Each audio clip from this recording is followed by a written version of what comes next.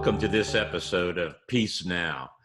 Ever wonder why we just have two parties in the United States?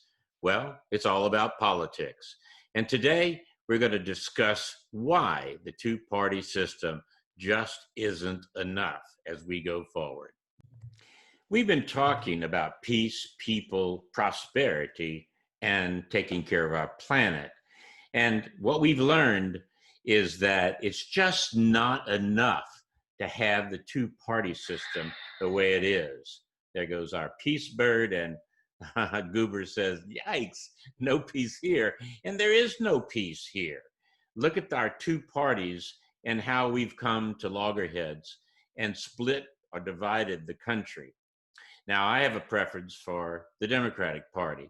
I've worked in it. I've always been a part of it. But what I've come to learn is that it's just not working with two parties. And we smell big trouble, Goober and I. If you think about it and you look at the last election, or the last several elections really, where have you come down and why? Ask yourself that question. And I've asked myself that question often, and I come down with who of the parties or who in the parties is promoting peace.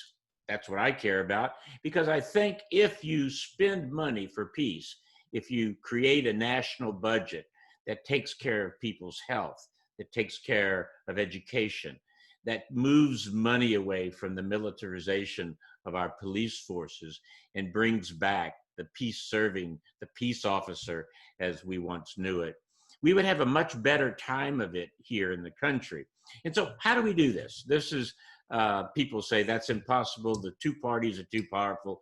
No one will ever take away the authority or the power of the parties. And quite frankly, I'm not saying let's take anything away. I'm all about there's abundance out there and let's give people more of an opportunity. I say undo the two. The two have served the country for a long time. But if you look around at other countries, there are many, many different parties. And even in our own country here, we've seen the proliferation of the independence or the no party affiliation. If you look at this little graph, you'll see how the no party affiliation are people who call themselves independents, which I've been from time to time, have grown and grown and grown. What that means is that the two parties are not fulfilling the needs of people in the country. So if you look at that middle graph, you see, wow, 435 could be divided many different ways. And I'm not saying that if a new party comes upon the scene, that all of a sudden that party would gain a majority status. No, the two parties are very powerful. But John Kimberling was an attorney who said what this country needs is a new political party. Well, I'm agreeing with John Kimberling, but I'm saying this country maybe needs 5 political parties. I think that what we need is parties that will provide a new checks and balances on the two big guys out there right now. It would spread the wealth around. We have way too much money concentrated in two parties that are paid for by huge contributions. And not only do we have to reform the ways that the politics in this country are funded, we have to do it. And if we had more parties, we could spread out the wealth. And we need to divide the profiteers of fear in this country. Those that with the two-party system can frighten the hell out of everyone that the other party is going to bring down the country. And finally, we need to force cooperation and force compromise.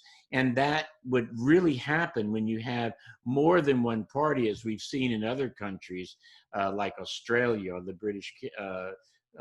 British Kingdom, or in Canada, and many, many other countries that have many parties at play. There's much more compromise on the table. So all of this is good.